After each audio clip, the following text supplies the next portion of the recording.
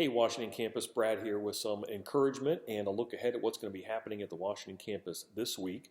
But first, I want to ask you to do me a favor. When you hear the word courage, who or what do you think of? When you hear the word courage, who or what do you think of? Do me a favor, put that in the comments below, and I'll tell you in a minute why I'm asking that question. But first, when we look at what's going to happen this week, I hope you can join us on Wednesday evening at 6:30. We are having an in-person Bible study on the life and ministry of Jesus. We had our first week last week, went great, and so you can join us at 6:30 tomorrow night on Wednesday night.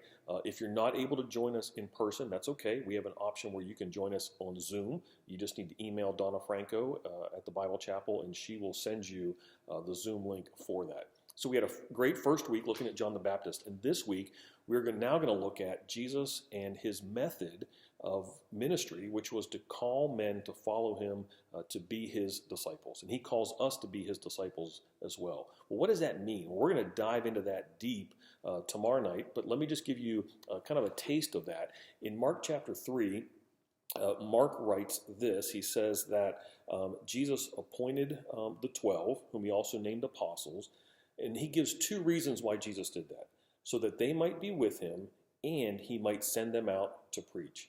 Jesus called 12 disciples. He called disciples for those two reasons: that they would be with him, relationship, fellowship. See, it was so important. Jesus didn't just teach them. He didn't just tell them. He showed them.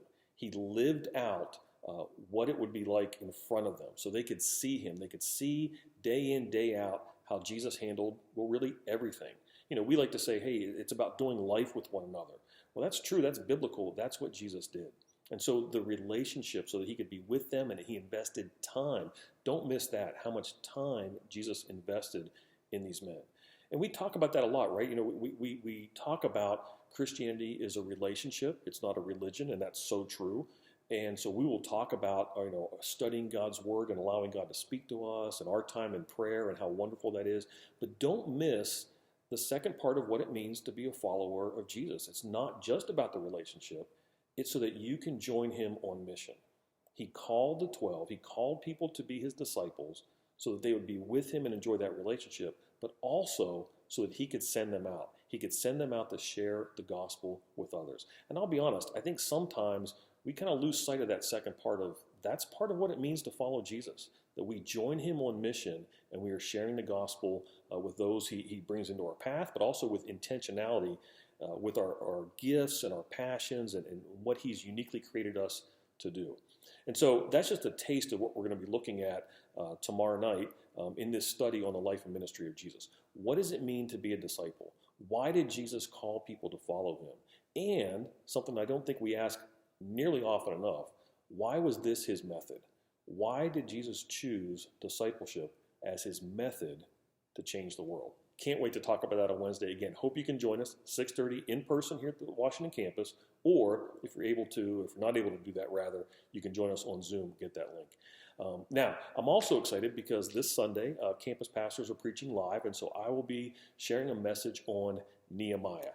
Nehemiah is one of my favorite books of the Old Testament, one of my favorite guys to study and teach on, so I'm excited about that. And you remember at the beginning of this video, I said, hey, what or who do you think of when you think of the word courage? Well, don't say Nehemiah, because we'll talk about him on Sunday, but Nehemiah is a man who demonstrated incredible courage. There was a point in time where he's basically put on the spot, and he can speak up and speak into a situation, or he could shrink from it. Well, Nehemiah rises to the occasion. He has the courage in the right moment at the right time to request something very important. And when we look at people like that, we may think, wow, I wish that was me. I wish I had that kind of courage. Well, we're going to unpack what led Nehemiah to that moment and how God prepared him for that moment. And I think there's so many things that you and I can take away that we'll realize we're not too different from Nehemiah, and that we can have that same kind of courage, that same kind of boldness. So I'm super excited about that. Can't wait to share that message with you on Sunday. Hope you can join us. We have two services. If you're not aware, if this is the first time maybe you're watching one of our videos, 9 and 11 a.m. at the Washington campus. Would love to have you join us. Again, preaching live on Nehemiah, and excited about that.